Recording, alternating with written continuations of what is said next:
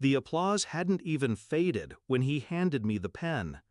Gold trim, heavy, custom engraved with my name. A gift from the company for the promotion I was seconds from accepting. But the paper he placed in front of me wasn't my contract. It was a transfer of ownership. All my tech patents, my life's work, to Connor, 17, barely passed algebra, my wife's half-brother. I looked up at her father, my boss, his smile already halfway to smug. He needs a future more than you. Then he ripped my promotion letter in half. No one moved, no one gasped, just polite smiles from the board. And my wife? She looked away. That was the first time something inside me stopped beating. I drove home alone that night. She said she'd take a separate car, said she didn't want things to be awkward. Awkward? I stared at the steering wheel longer than I drove.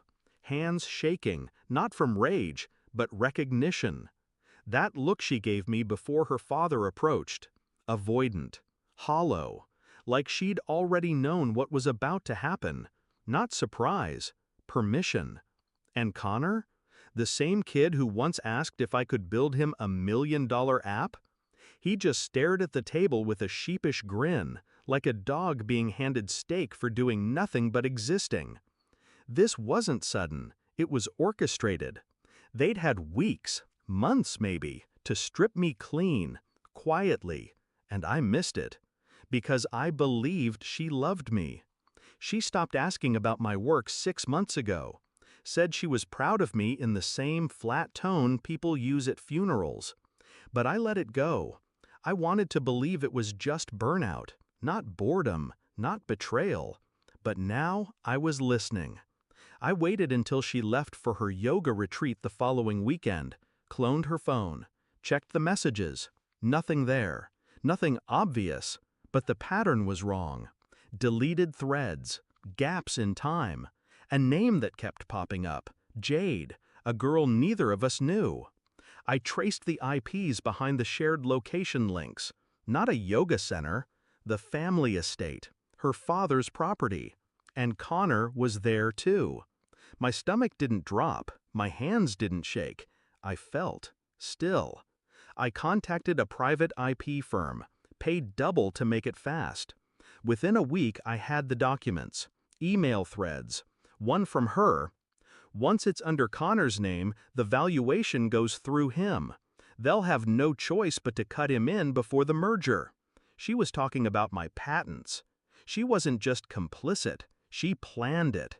She came home late, hair damp, smelling like fresh lavender and guilt. I handed her the envelope. No words. She opened it on the kitchen counter, where we used to cook on Sundays, where we laughed over burnt pasta and drank too much red wine.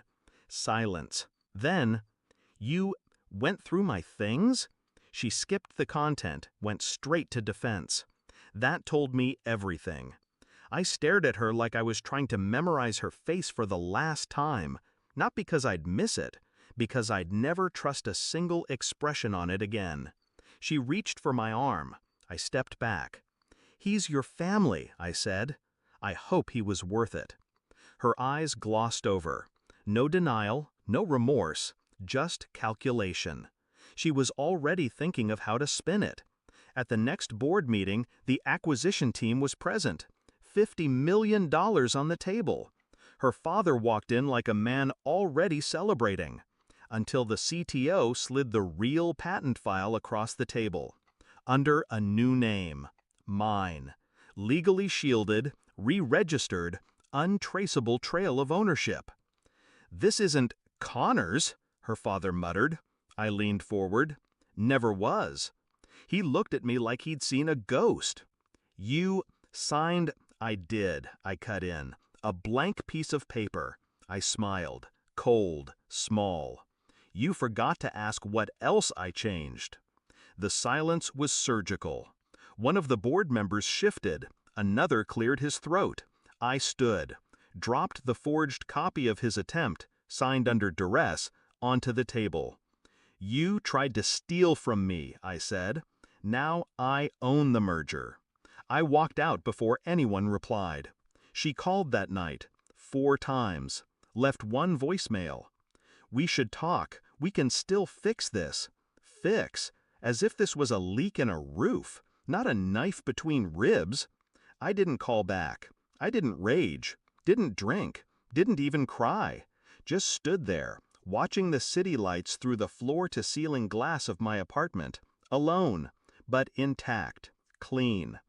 And as her voice faded from the final voicemail, "Please, just talk to me," I deleted it, without listening to the end. I didn't need closure. I already had the truth. And for the first time in months, I slept.